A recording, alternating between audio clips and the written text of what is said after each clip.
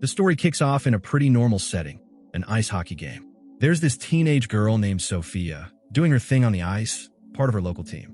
She's got her mom and dad cheering her on from the stands. With that boost of confidence from her folks, she pushes through and scores the winning goal. You attack, you gotta defend yourself.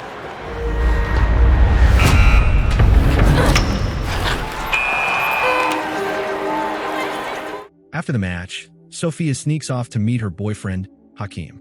Her parents hang back, waiting. Her dad, Santo, who's kind of the quiet, serious type, had made her a deal earlier. If she played well in the playoffs, he'd teach her how to drive. Since she just crushed it on the ice, it's driving lesson time. So, later that day, Santo takes her out to the mountains to practice behind the wheel. Why did you promise her a thing like that? My love, she's almost 18. You're so fucking crazy! As they take a break, she asks if she can hang out with Hakeem over the weekend. Santo agrees, and things get real sentimental.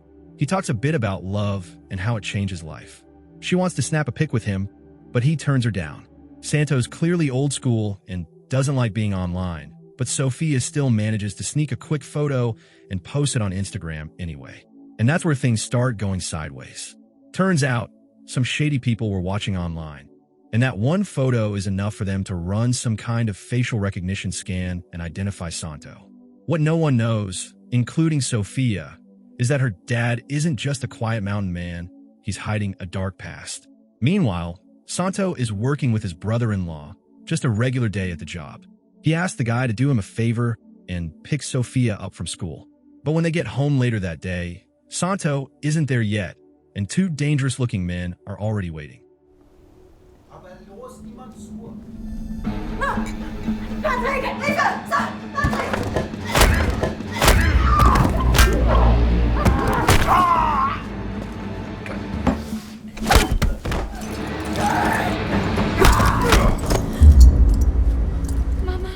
Sophia hears the commotion and manages to sneak out before they can get to her.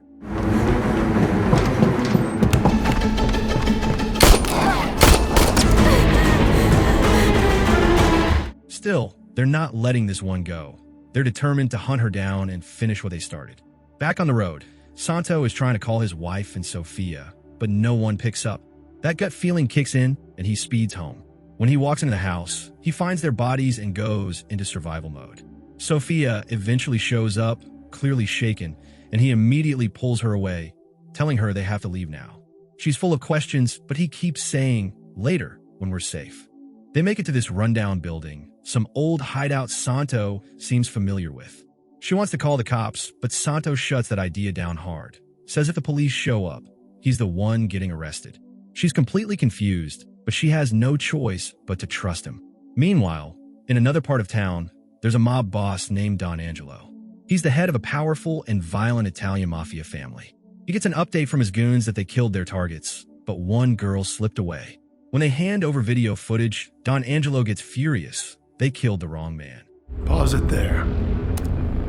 Fuck, it's not him. Jesus, what a goddamn mess. You better hurry up or we're dead, you understand what I'm saying? And tell Vituzo. Tell him the bastard is still alive. Santo flashes back to the old days. Turns out, his real name isn't even Santo, it's Domenico Franz. He used to be part of a dangerous mafia syndicate in Sicily called the 'Ndrangheta. Born to the life, Domenico didn't really get to choose. Violence and crime were just part of his upbringing. Years back, he killed Don Angelo's eldest son, sparking a deep feud between their families.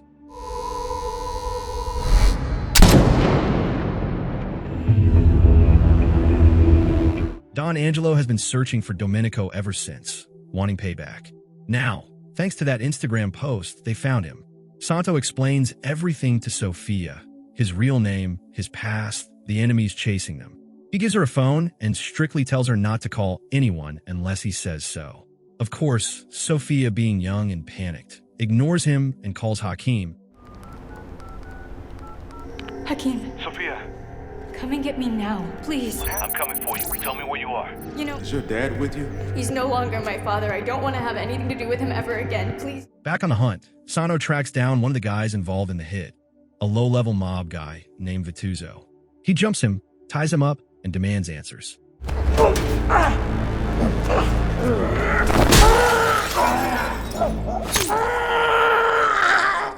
After some intense threats, Vituzzo spills it all.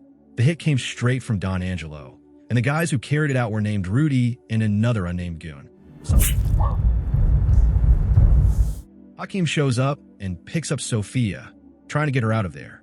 But not long after they hit the road, Don Angelo's men catch up and start chasing them. Santo returns to the safe house and finds Sophia missing. He dials the last number she called and figures out where she might have gone, then follows the trail, noticing fresh motorcycle tire marks.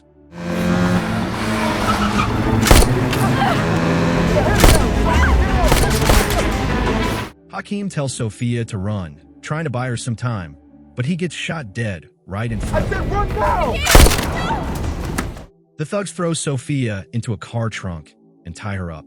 Just as they're driving off, Santo catches up and attacks.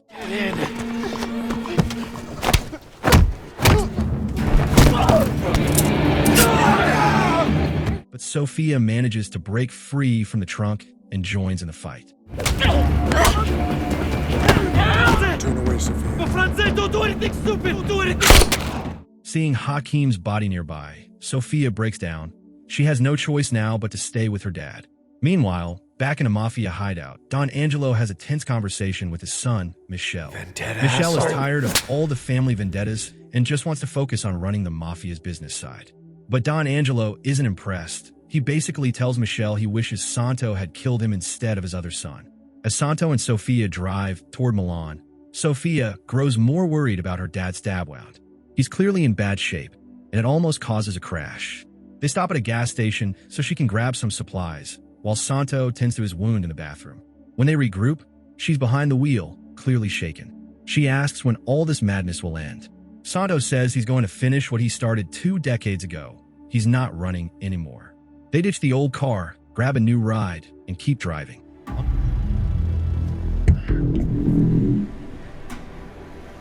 On the other side, Don Angelo meets with a guy named Ferrario, a former government worker who now runs a private tech company. Ferrario was the one who ID'd Santo through facial recognition in the Instagram post.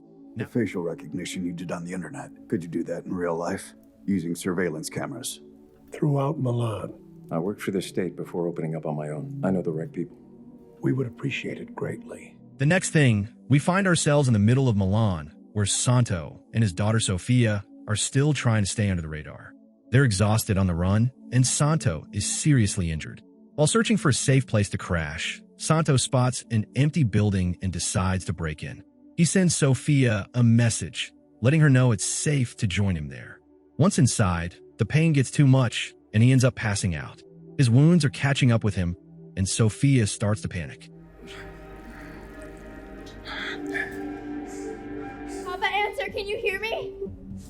She grabs some money from his stuff and rushes out into the city, hoping to find help. After walking a while, she stumbles upon a pharmacy. To the door. Do you want all of this? Pull it out.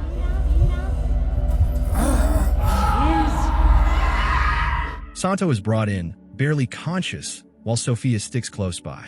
As he drifts in and out of awareness, he starts remembering moments from his past, particularly when Sophia was just born. Those memories hit hard as the pharmacist stitches him up. While waiting, Sophia finds a wallet and opens it.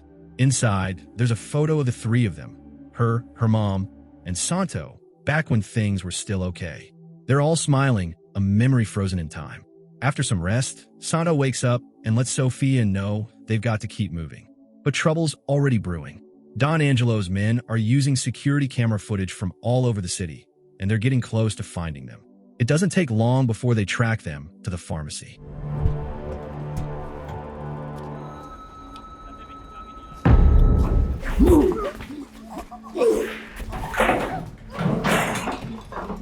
Meanwhile, Sophia manages to steal a car and brings it around so they can escape fast. As Rudy closes in, Santo jumps him, and they get into a brutal fistfight.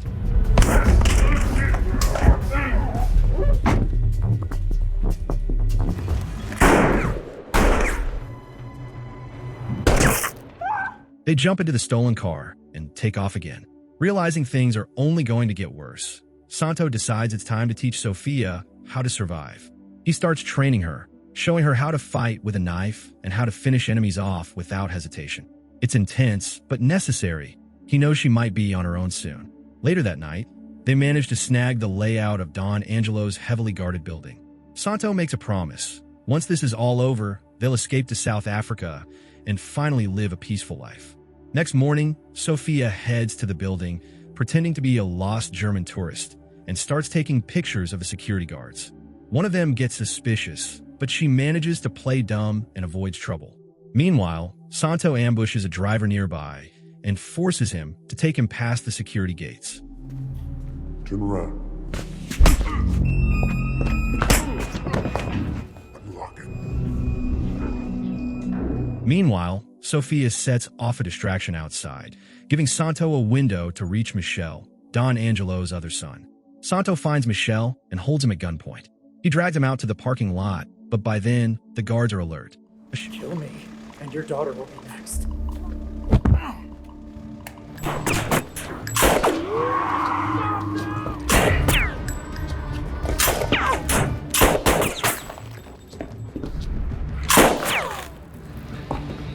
Go, go, go! Go!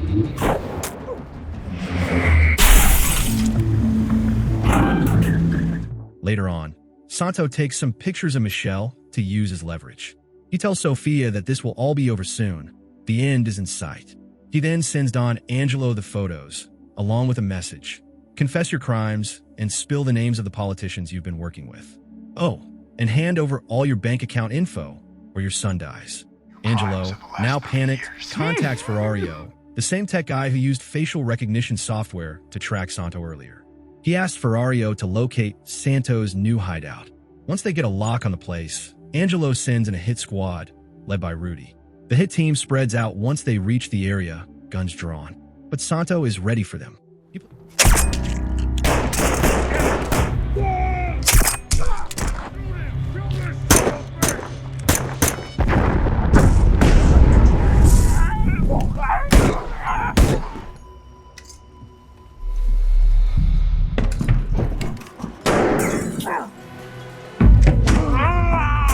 My family was innocent. Meanwhile, back where Sofia is watching over Michel, things get tense. Michel tries to play mind games, asking her for water and then warning her about her dad. He says Santo is a monster, worse than she knows, and tells her stories of how Santo murdered his brother and others. He tries to convince her she's innocent in all of this and should let him go. She starts to waver, but then she gets a call from her dad. What she doesn't know is that the police are tapping their call and are already dispatching teams to both of their locations. Santo, on the other end, admits things didn't go as planned. He tells her that if she wants to be safe, the only way is to take out Don Angelo.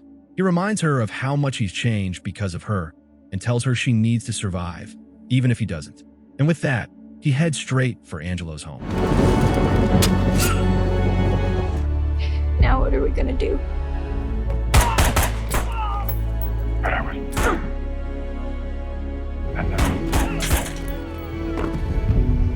I had changed, Sophie. You know what'll happen if you kill me, don't you? You should never have touched my family.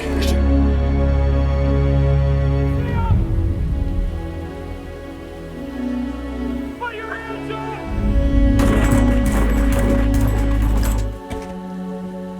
On the other end of the line, Sofia hears the shots through the phone.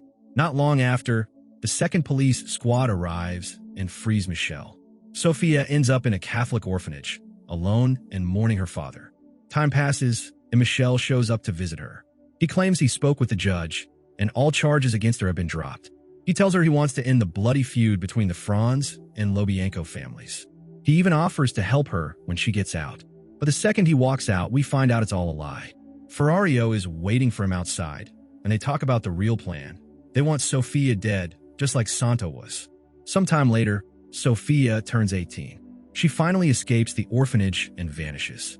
Ferrario alerts Michelle that she's missing, and he rushes back to his office, only to find Sofia already there, waiting for him. Turns out, she knew the whole plan. She knew they wanted her gone, and she's not about to let that happen. Calm but cold, she tells Michelle who she really is, a Franz, and then stabs him to death. For it to work, it takes two of us. She watches as the life drains from him, making sure he knows exactly who did it and why. With her mission of revenge complete, Sofia walks out into the streets of Milan, disappearing into the crowd, her face unreadable, her past now behind her. And that's the end of My Name is Vendetta. Thanks for sticking with us through this intense recap. If you enjoyed this breakdown and want more like it, don't forget to hit that subscribe button and stay tuned for the next one.